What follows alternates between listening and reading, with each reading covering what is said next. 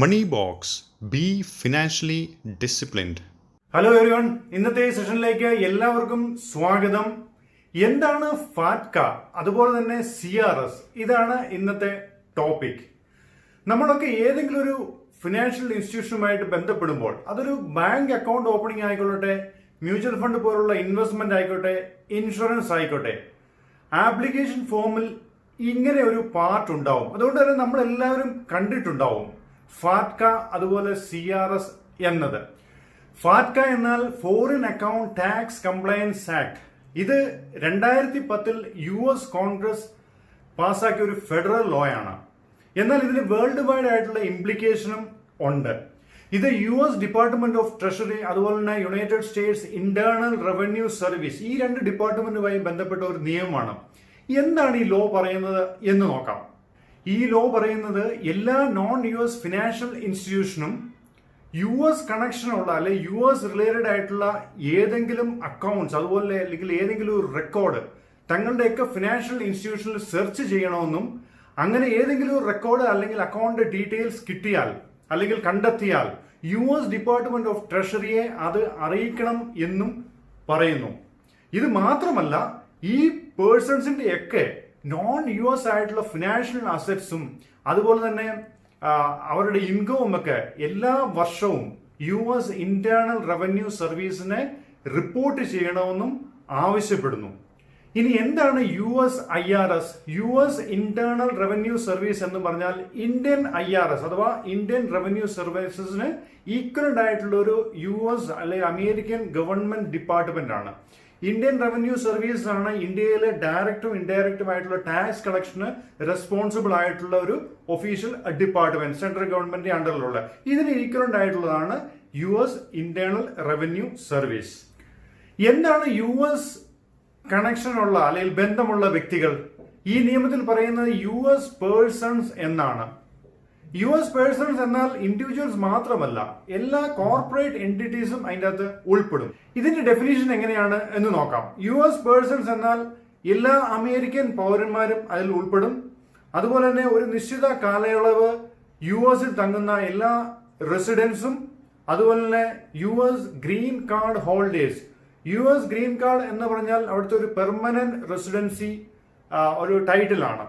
അതായത് US work ചെയ്യാനായിട്ടും താമസിക്കാനായിട്ടും permanent ആയിട്ട് തന്നെ കിട്ടുന്ന ഒരു സ്റ്റാറ്റസ് ആണ്. അത് US ഇമിഗ്രേഷൻ സർവീസ് ആണ് ഇഷ്യൂ ചെയ്യുന്നത്. അവർക്കും ഈ നിയമം ബാധകമാണ്. അതുപോലെ തന്നെ US രജിസ്റ്റേർഡ് ആയിട്ടുള്ള എല്ലാ കോർപ്പറേഷനും എല്ലാ പാർട്ണർഷിപ്പിനും ഈ നിയമം ബാധകമാണ്. സോ ഇതൊക്കെയാണ് US പേഴ്സൺസ് എന്നുള്ളതുകൊണ്ട് ഉദ്ദേശിക്കുന്നത്.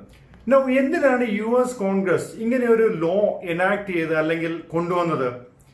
ഇതിന്റെ ഉദ്ദേശം എന്ന് പറയുന്നത് ടാക്സ് ഇവേഷൻ കോമ്പാറ്റ് ചെയ്യുക എന്നുള്ളതാണ്, അഥവാ നികുതി വെട്ടിപ്പ് തടയുക എന്നതാണ് ഇതിന്റെ ഉദ്ദേശം.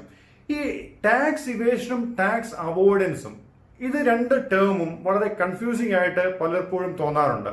അതുകൂടി എന്താണെന്ന് നോക്കാം. ടാക്സ് ഇവേഷൻ എന്നാൽ നികുതി വെട്ടിപ്പ് എന്നാണ്. അഥവാ നമ്മളുടെ വാർഷിക വരുമാനവും ഒക്കെ നമ്മൾ പ്രോപ്പറായിട്ട് ഡിസ്ക്ലോസ് ചെയ്യാതെ അല്ലെങ്കിൽ വളരെ കുറച്ച് കാണിച്ചുകൊണ്ട് അല്ലെങ്കിൽ ടാക്സ് ഒന്നും ഫയൽ ചെയ്യാതെ പണമൊക്കെ പൂഴ്ത്തിവെച്ച് ഇങ്ങനെ വെട്ടിപ്പ് നടത്തുന്നതിനാണ് ടാക്സ് ഇവേഷൻ എന്ന് പറയുന്നത്. ഇതുകൊണ്ടൊക്കെ തന്നെ ഇതൊരു ക്രിമിനൽ ഒഫൻസുമാണ്. എന്നാൽ ടാക്സ് അവോയ്ഡൻസ് എന്ന് പറഞ്ഞാൽ അത് ലീഗലാണ്. എല്ലാ ഗവൺമെന്റും തങ്ങളുടെ ടാക്സ് പേയേഴ്സിന്റെ ടാക്സ് ലയബിലിറ്റി കുറയ്ക്കുവാൻ വേണ്ടിയിട്ട് പല ഓപ്ഷൻസും കൊടുത്തിട്ടുണ്ട്. അഥവാ ടാക്സ് ഡിഡക്ഷൻസ് ഒക്കെ ക്ലെയിം ചെയ്യാവുന്നതാണ്. ഉദാഹരണമായിട്ട് പറഞ്ഞു കഴിഞ്ഞാൽ മ്യൂച്വൽ ഫണ്ടിലെ തന്നെ ടാക്സ് സേവിംഗ് സ്കീംസ് ഉണ്ട്. അതിൽ ഇൻവെസ്റ്റ് ചെയ്ത് കഴിഞ്ഞാൽ എല്ലാ വർഷവും ഏതാണ്ട് ടോട്ടൽ നമ്മളുടെയൊക്കെ ടാക്സബിൾ ഇൻകത്തിൽ നിന്ന് ഏതാണ്ട് 1.5 ലക്ഷം രൂപയുടെ നമുക്ക് ടാക്സ് ഡിഡക്ഷൻ ക്ലെയിം ചെയ്യാവുന്നതാണ്. അതുപോലെ തന്നെ ലൈഫ് ഇൻഷുറൻസിന്റെ പ്രീമിയം, മെഡിക്കൽ ഇൻഷുറൻസിന്റെ അല്ലെങ്കിൽ ഹെൽത്ത് ഇൻഷുറൻസിന്റെ പ്രീമിയം, അതുപോലെ നമ്മുടെ ഹോം ലോണിന്റെ ഇൻട്രസ്റ്റ്, അതുപോലെ നമ്മുടെ എന്തെങ്കിലുമൊക്കെ ചാരിറ്റി കോൺട്രിബ്യൂഷൻ ഉണ്ടെങ്കിൽ ഇതൊക്കെ നമുക്ക് ലീഗലായിട്ട് തന്നെ ഡിഡക്ഷൻസ് ക്ലെയിം ചെയ്യാനുള്ള ഓപ്ഷൻ ഉണ്ട്. സോ ഇതൊക്കെ ലീഗലാണ്. ലീഗൽ വേയിൽ ഒരു ടാക്സ് പേയറുടെ ടാക്സബിൾ ഇൻകം കുറച്ച് അഥവാ ആ വ്യക്തിയുടെ ടാക്സ് ലയബിലിറ്റി കുറയ്ക്കുവാനുള്ള മാർഗങ്ങളാണ്. ഇതൊക്കെ ലീഗലാണ്. അതുകൊണ്ട് തന്നെ ടാക്സ് അവോയ്ഡൻസ് എന്ന് പറയുന്നതും ഒരു ലീഗൽ വേ ആണ്. സോ ഫാറ്റ്ക എന്നാൽ US പേഴ്സൺസിനെ മാത്രം അഫക്ട് ചെയ്യുന്ന ഒരു റൂളാണ്. എന്നാൽ ഇതിന് വേൾഡ് വൈഡ് ഇംപ്ലിക്കേഷൻ ഉണ്ട്. എല്ലാ കൺട്രീസും ഈ US ലോ എബൈഡ് ചെയ്യുകയും അതുപോലെ തന്നെ മുന്നേ പറഞ്ഞ US ഡിപ്പാർട്ട്മെന്റുകളെ എന്തെങ്കിലും തരത്തിൽ ഉള്ള റെക്കോർഡ്സ് കണ്ടെത്തിയാൽ അറിയിക്കുകയും ചെയ്യണമെന്നും നിഷ്കർഷിക്കുന്നു. സോ നമ്മൾ മ്യൂച്വൽ ഫണ്ട് പോലുള്ള ഒരു ഇൻവെസ്റ്റ്മെന്റ് പ്രോഡക്റ്റിലോ അല്ലെങ്കിൽ ഇൻവെസ്റ്റ്മെന്റ് ലിങ്ക്ഡ് ആയിട്ടുള്ള ഇൻഷുറൻസ് പ്രോഡക്റ്റിലോ അല്ലെങ്കിൽ ഈവൻ ഒരു ബാങ്ക് അക്കൗണ്ട് ഓപ്പൺ ചെയ്യുമ്പോഴും ഒക്കെ ആപ്ലിക്കേഷൻ ഫോമിൽ ഫാറ്റ്ക എന്ന പാർട്ട് ഫില്ല് ചെയ്യണം. എന്നാൽ ഒരു നോർമൽ ഇന്ത്യൻ റെസിഡന്റ് ഇന്ത്യനോ അല്ലെങ്കിൽ NRIസിനോ ഈ നിയമമൊന്നും യാതൊരു തരത്തിൽ ബാധിക്കുകയും ഇല്ല.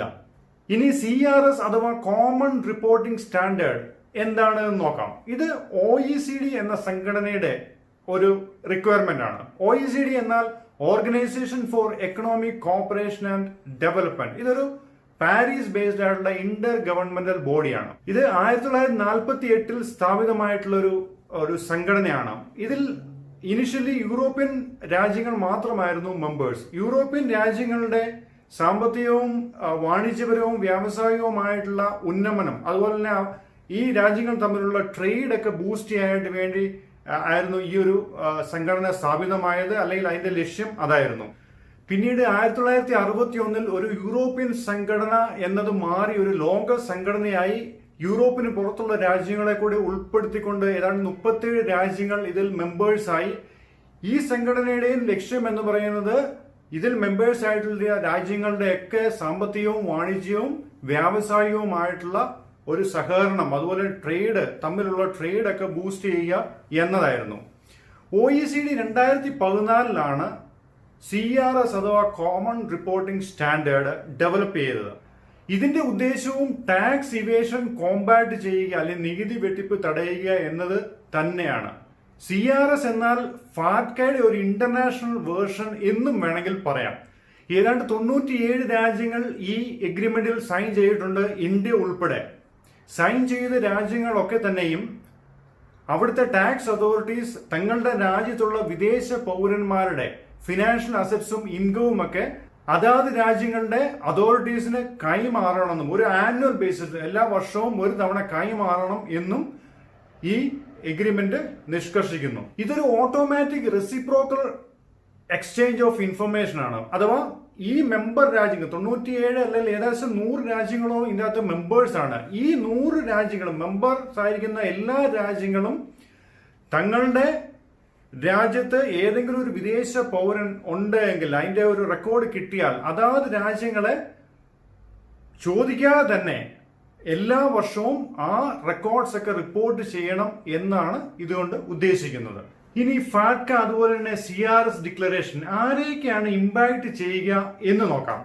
ഒരു നോർമൽ റെസിഡന്റ് ഇന്ത്യനോ അല്ലെങ്കിൽ ഒരു NRIക്കോ തീർച്ചയായിട്ടും ഈ ഒരു ഡിക്ലറേഷൻ കൊണ്ട് യാതൊരു ലയബിലിറ്റിയും ഉണ്ടാവുന്നില്ല.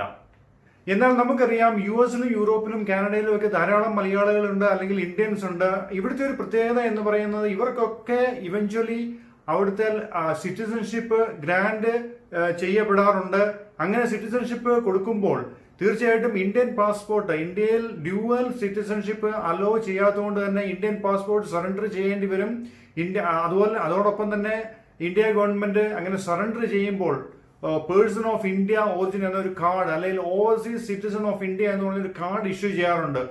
ഈ പറഞ്ഞ ഇന്ത്യൻ മൈഗ്രൻസ് ഒക്കെ പിന്നീട് ഈ ഒരു സിറ്റിസൺഷിപ്പ് മറ്റ് രാജ്യങ്ങളുടെ സിറ്റിസൺഷിപ്പ് ഹോൾഡ് ചെയ്തതിനു ശേഷം ഇന്ത്യയിൽ വന്ന് ഏതെങ്കിലും തരത്തിലുള്ള ഇൻവെസ്റ്റ്മെന്റ് ഒക്കെ ചെയ്യുമ്പോൾ തീർച്ചയായിട്ടും ഫാറ്റ്ക അല്ലെങ്കിൽ CRS പ്രകാരം അതാത് രാജ്യങ്ങളിൽ ഇന്ത്യൻ അതോറിറ്റീസ് ഈ റെക്കോർഡ്സ് എല്ലാം റിപ്പോർട്ട് ചെയ്യുന്നുണ്ട് എന്നുള്ള കാര്യം മറക്കരുത്. അതുകൊണ്ട് തന്നെ ഫാറ്റ്ക അല്ലെങ്കിൽ CRS ഒക്കെ പ്രോപ്പറായിട്ട് ഫില്ല് ചെയ്യുകയും ഈ ഒരു കാര്യങ്ങളൊക്കെ വളരെ കെയർഫുൾ ആയിട്ട് ഡീൽ ചെയ്യുകയും ചെയ്യേണ്ടതാണ്.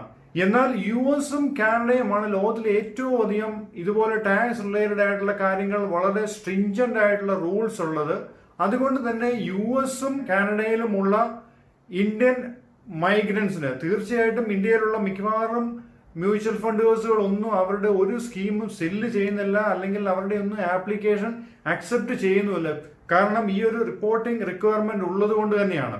എന്നാൽ ബാക്കിയുള്ള യൂറോപ്യൻ രാജ്യങ്ങളോ അതുപോലെ തന്നെ ഗൾഫ് കൺട്രീസിലോ ഉള്ള NRIസിന് അല്ലെങ്കിൽ യൂറോപ്പിലുള്ള മൈഗ്രൻസിനൊക്കെ ഇതുപോലുള്ള ഇൻവെസ്റ്റ്മെന്റിനൊന്നും യാതൊരു തടസ്സവുമില്ല, അല്ലെങ്കിൽ കാര്യമായിട്ടുള്ള ലയബിലിറ്റി ഒന്നും വരുന്നില്ല ഈ പറഞ്ഞ ഡിക്ലറേഷൻ കൊടുത്തു എങ്കിൽ കൂടി. ഇനി ഒരു നോർമൽ റെസിഡന്റ് ഇന്ത്യന് കുഴപ്പമില്ല ഇതുകൊണ്ട് എന്ന് പറഞ്ഞു.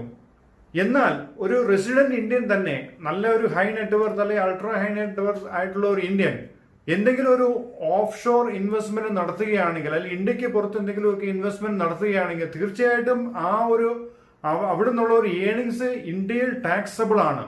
മറ്റൊരു വിദേശ രാജ്യത്താണ് ഇൻവെസ്റ്റ്മെന്റ് നടത്തുന്നതെങ്കിൽ തീർച്ചയായിട്ടും ആ വിദേശ രാജ്യം ഈ ഒരു കോമൺ റിപ്പോർട്ടിംഗ് സ്റ്റാൻഡേർഡ് ഡിക്ലറേഷൻ പ്രകാരം തീർച്ചയായിട്ടും ഇന്ത്യൻ അതോറിറ്റീസിന് ഈ പറഞ്ഞ ഇൻവെസ്റ്റ്മെന്റും അതിന്റെ ഡീറ്റെയിൽസും അല്ലെങ്കിൽ അവിടെ നിന്നുള്ള ഏണിങ്സും ഒക്കെ ഇന്ത്യൻ അതോറിറ്റീസിനെയും ഇൻഫോം ചെയ്യുന്നതായിരിക്കും. അതിന്റെയൊക്കെ ഏണിങ്സ് ഇന്ത്യയിൽ ടാക്സബിളുമായിരിക്കും. സോ ഇതൊക്കെയാണ് ഈ ഒരു ഡിക്ലറേഷൻ കൊണ്ട് ഇമ്പാക്ട് ചെയ്യുന്ന രണ്ട് കാറ്റഗറി ഓഫ് പേഴ്സൺസ്. ഇന്നത്തെ ഈ സെഷൻ എല്ലാവർക്കും ഇൻഫോർമേറ്റീവ് ആയി എന്ന് കരുതുന്നു. അടുത്ത സെഗ്മെന്റിൽ വീണ്ടും കാണാം. Thank you all. Please like, share and subscribe.